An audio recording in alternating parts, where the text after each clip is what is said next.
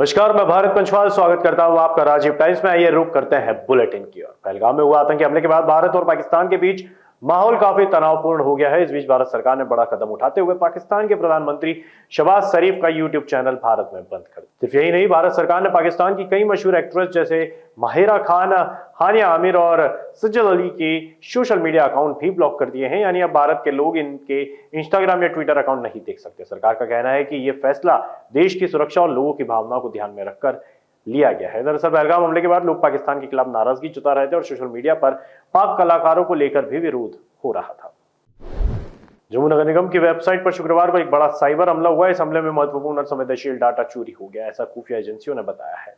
चोरी हुए डाटा में Aadhaar number, property records, tax details, प्रशासनिक दस्तावेज और इंफ्रास्ट्रक्चर से जुड़ी जानकारी शामिल हो सकती है। फिलहाल सरकारी एजेंसियां वेबसाइट को फिर से ठीक करने की कोशिश कर रही है। खुफिया सूत्रों के मुताबिक यह हमला पाकिस्तान से जुड़े हैकर्स द्वारा कराया गया। ऐसा पहले भी देखा गया है कि पाकिस्तान की ओर से जम्मू कश्मीर के संवेदनशील इलाकों में भारत की सरकारी वेबसाइटों को टारगेट किया जाता है ताकि अफसरों और लोगों को परेशान किया जा सके। इससे एक दिन पहले ही साइबर ग्रुप और नेशनल साइबर क्रू जैसे पाकिस्तानी हैकर्स ग्रुप्स ने भारत की और कुछ वेबसाइट को हैक करने की कोशिश की थी।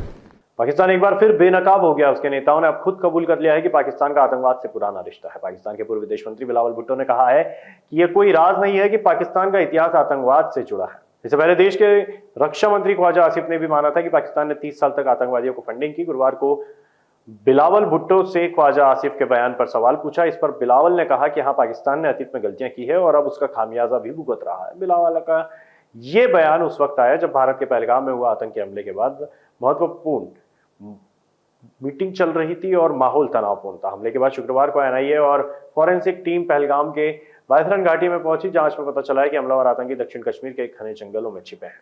उनके पास पर्याप्त राशन और पानी है जिससे वो लंबे समय तक इन पहाड़ियों में टिक सकते हैं।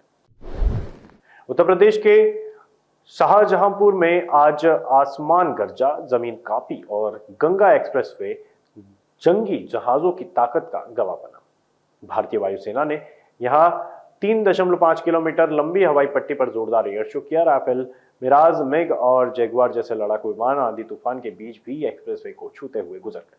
शाहजहांपुर के गंगा एक्सप्रेसवे पर शुक्रवार को भारतीय वायुसेना का भव्य प्रदर्शन देखने को मिला। सबसे पहले C-130J सुपर एक्सक्लूसिव विमान ने टच एंड गो किया। इसके बाद राफेल, मेग, मिराज और जैगुआर जैसे 15 लड़ाकू विमानों ने हवा में करतब दिखाए। N-32 लड़ाकू विमान ने एक्सप्रेसवे पर लैंडिंग की, लेकिन तेज हवा की वजह से आगे नहीं बढ़ पाया। पायलट ने फुर्ती दिखाते हुए विमान को 180 डिग्री घुमाकर हवा की दिशा में मोड़ दिया। करीब 2 घंटे तक आसमान में ताकत का यह खेल चलता रहा। शाम 7 बजे नाइट लैंडिंग शो भी शुरू हुआ जो रात 10 बजे तक चलता रहा। शनिवार को भी दिन में शो होगा लेकिन नाइट शो नहीं होगा। प्रधानमंत्री नरेंद्र मोदी शुक्रवार को केरल पहुंचे और तिरुवनंतपुरम में देश के पहले deep sea water multipurpose port का उद्घाटन किया। करीब 90,000 करोड़ की लागत से बने विजिंजाम इंटरनेशनल पोर्ट को उन्होंने देश के विकास का मील का पत्थर बताया। लेकिन इस मौके पर सियासत भी हुई।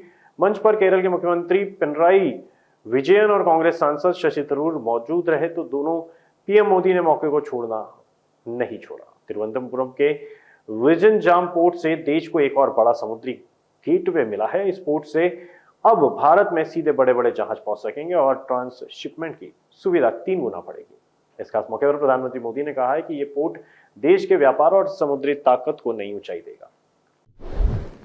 दिल्ली से इस वक्त की बड़ी खबर सामने आ रही है। रियलिटी शो के नाम पर अश्लीलता और महिलाओं के शोषण को लेकर उठे सवालों ने एक बार फिर ओटीटी प्लेटफॉर्म की निगरानी पर बहस छेड़ दी है। हाउस अरेस्ट नाम के एक शो में आपत्तिजनक कंटेंट के वायरल होने के बाद उल्लू ऐप ने शो के सभी एपिसोड हटा दिए हैं। वहीं राष्ट्रीय महिला आयोग ने शो के होस्ट एजाज खान और उल्लू ऐप के सीईओ विभू अग्रवाल को समन भेजते हुए 9 मई तक पेश होने का आदेश दिया है। सोशल मीडिया पर हंगामे के बाद यह एक्शन लिया गया। बोल्ड और अनसेंसर्ड कहे जा रहे हाउस अरेस्ट शो में जो कुछ दिखा वो मनोरंजन की सीमा पार करता नजर आया। वायरल क्लिप्स में फीमेल कंटेस्टेंट को कपड़े उतारने और इंटीमेट पोज देने जैसे टास्क दिए गए। आयोग का कहना है कि यह न केवल महिलाओं की गरिमा के खिलाफ है बल्कि मनोरंजन के नाम पर यौन उत्पीड़न का सामान्य बन रहा है।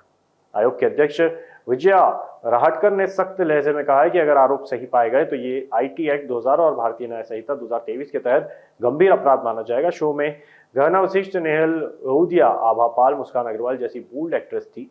बिग बॉस और लॉकअप की तर्ज पर बना यह शो ओटीटी पर बिना सेंसर चला, जिससे विवाद और बढ़ गया। और फिलहाल के लिए बुलेटिन में इतना ही। ताजा तरीन खबरों के लिए देखते रहिए राजीव टाइम्स।